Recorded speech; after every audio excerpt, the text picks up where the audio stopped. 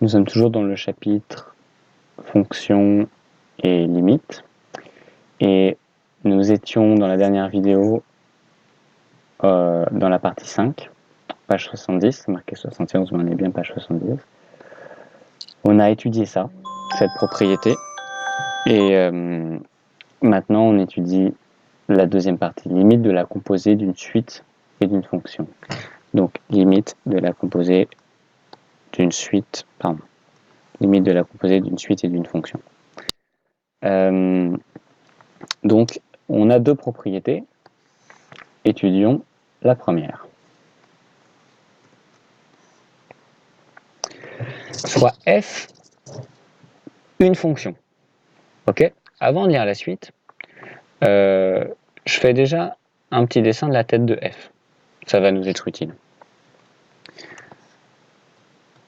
Sur un repère, mettons que f ressemble à quelque chose comme cela. Donc ici j'ai x, et là j'ai f de x. Et soit maintenant je souligne en noir, un, la suite définie pour tout entier naturel n par u de n égale f de n. Qu'est-ce que ça veut dire ça? U de n égale f de n. Et bien, si je regarde ma fonction, f de x, elle est définie pour 0, pour 1, pour 2, pour 3, pour 4, et puis pour tous les nombres qui sont entre. Par exemple 0,5, 0,6, tous les nombres. Ok? Alors,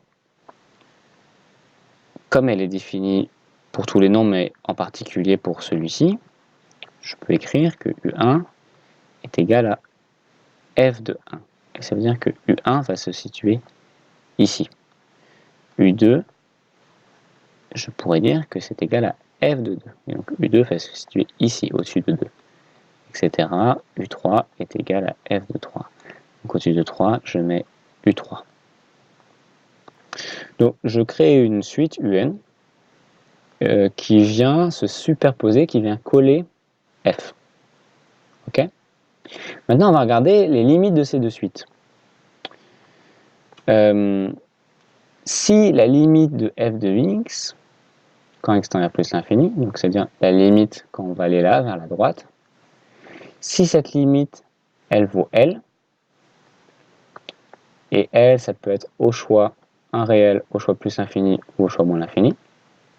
Donc ici, on voit que ma limite, elle va vers plus l'infini. Donc on est dans ce cas-là. L, ici, il vaut plus l'infini. Donc si ma fonction f, elle va vers plus l'infini, et je vais peut-être mettre le plus l'infini en gris, comme ça on voit qu'il se rattache à f. Alors, qu'est-ce qui se passe pour la suite UN? Sa limite quand n tend vers plus l'infini, ça va aussi être L. Donc je rappelle que ici dans ce cas, L c'était plus l'infini. Hein. Donc ici, dans notre cas, c'est aussi plus l'infini. Ça va être la même limite. C'est assez simple à comprendre, puisque ma fonction elle fait ça, et que ma suite elle suit ma fonction, ma suite elle va aussi aller vers plus l'infini. Ok? Donc on va avoir la limite de la fonction qui va être égale à la limite de la suite. Même limite. Assez simple à comprendre. Par contre, cette remarque-là est un peu plus subtile. La réciproque de cette propriété est fausse. Donc en fait, ici, on était dans un cas où je connais la limite de f, et comme je connais la limite de f, je peux déduire, je déduis la limite de u. Si je connais la limite de la courbe grise, je sais mes points de u, quelles vont être leurs limites. Par contre, la réciproque de cette propriété est fausse. Ça veut dire que j'aurais pas le droit de faire l'inverse. Donc, je pourrais me dire, ah bah, si je connais la limite de u, alors je vais pouvoir en déduire la limite de f. Cette réciproque est fausse, donc ça ne marche pas. Pourquoi ça ne marche pas? Eh bien parce que ça ne marche pas à tous les coups. Il y a beaucoup de cas où ça va marcher, mais on va étudier un cas où ça ne marche pas. Et donc là, on nous donne un contre-exemple. Et ce contre-exemple, c'est la fonction définie sur R par f de x égale sinus de 2πx. Alors, on va regarder tout de suite à quoi ressemble cette fonction. J'allume mon grapheur, et ici, je mets la fonction sinus de 2πx. Voilà, donc il reconnaît automatiquement sinus de 2πx, et on a quelque chose qui ressemble à ça. Non, pardon, j'ai mal tapé ma formule. En fait, il croit que c'est I, le nombre imaginaire que vous avez peut-être vu en première. Oui, il y a un nombre qu'on appelle le nombre imaginaire en maths, si vous ne connaissez pas. Ok. Alors, zoomons un peu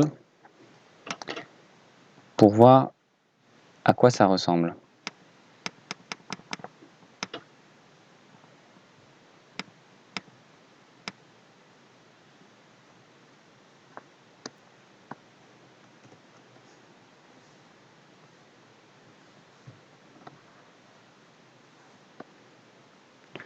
Donc, on va regarder la fonction. On va regarder la limite de la fonction. Donc, limite quand x tend vers plus l'infini de f de x. Bah, c'est une fonction qui monte, qui descend, qui monte, qui descend, qui monte, qui descend, qui monte, qui descend. Donc, c'est une fonction qui n'a pas de limite. Parce que on n'est pas capable de faire des boîtes comme ça, de plus en plus petites, qui vont converger vers un nombre. Ici, ça ne marche pas.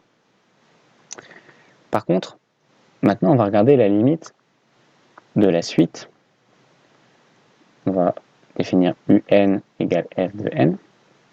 Et un égale f de n, bah, u1, ça vaut f de 1. Et ici, on voit que quand x vaut 1, on est là. Donc, ça vaut 0. U2, c'est f de 2. Donc, on continue. Hop. Et ici, j'ai x qui vaut 2. Et on voit qu'on est sur l'abscisse, donc ça vaut 0.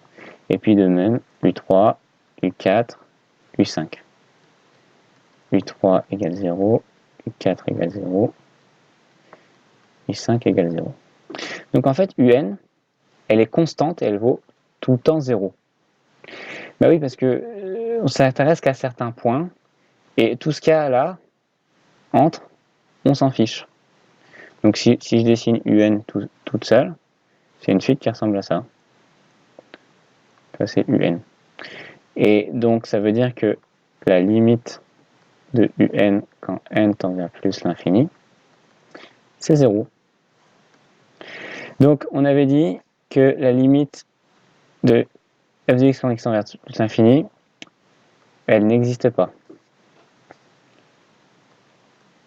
N'existe pas, ça n'existe pas, alors que la limite de UN, c'est 0. Donc elles n'ont pas la même limite, sinon on aurait 0 des deux côtés. Et donc c'est pour ça que la réciproque de cette propriété est fausse. On vient de le montrer par ce contre-exemple.